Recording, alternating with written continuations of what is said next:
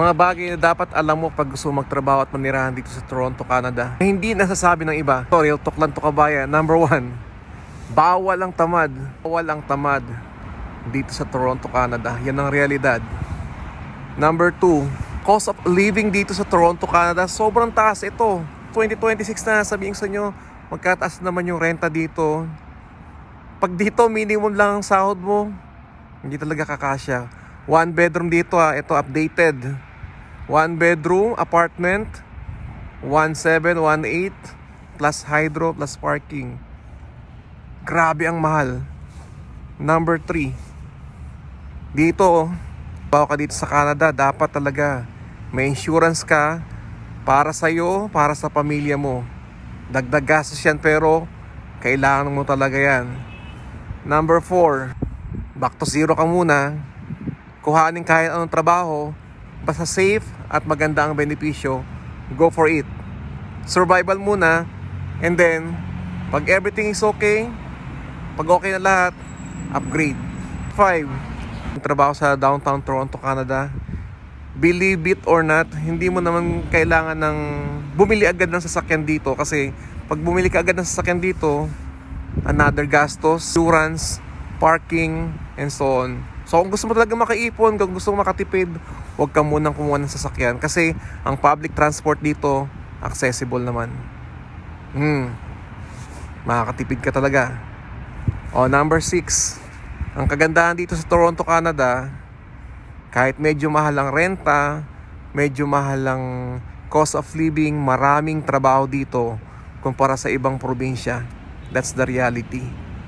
Number 7, Toronto, Canada, huwag ka munang maselan sa mga trabaho. Huwag mo munang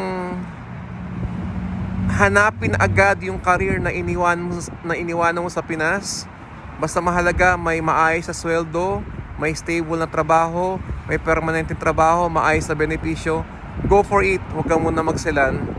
Then pag okay na lahat, mag-aral ka, kasi dito pwede kang pag-aralin ng gobyerno, bibigyan ka ng funding, parang study now, pay later. Dito sa Canada, health is wealth.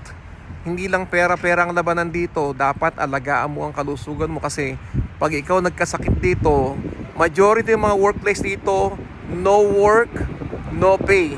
So dapat ingatan ang kalusugan. Lalo ngayong winter, tingnan nyo man, ganyang kalamig ang panahon, mas marami ang nagkakasakit. So hindi lang puro trabaho ang isipin natin yung health natin para sa ating sarili at para sa ating pamilya. Health is wealth. Pag nagkasakit ka dito, lahat apektado. And lastly, pag gusto mo manirahan dito sa Toronto, Canada, sabihin sa inyo, bawal ang tamad. Kailangan dito masipag at madiskarte ka sa buhay. Bawal lang mag-inarte. And one more, dito sa Toronto, Canada, utang is for real. Lahat dito may utang. Pag dumating ka sa Toronto, Canada, dumating ka rito hanggang sa magretiro ka, bills is for real. Walang katapusang bills. Kaya ingatan ng katawan, ingatan ng kalusugan, pamilya, para sa kinabukasan. Pag nagkasakit ka dito, everything will change.